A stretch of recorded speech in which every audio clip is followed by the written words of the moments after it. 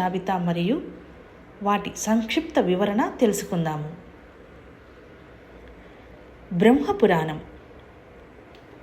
ఇందులో సృష్టి రహస్యాలు, కశ్యప మార్కండేయ చరిత్రలు, వర్ణాశ్రమ ధర్మాలు ఉంటాయి.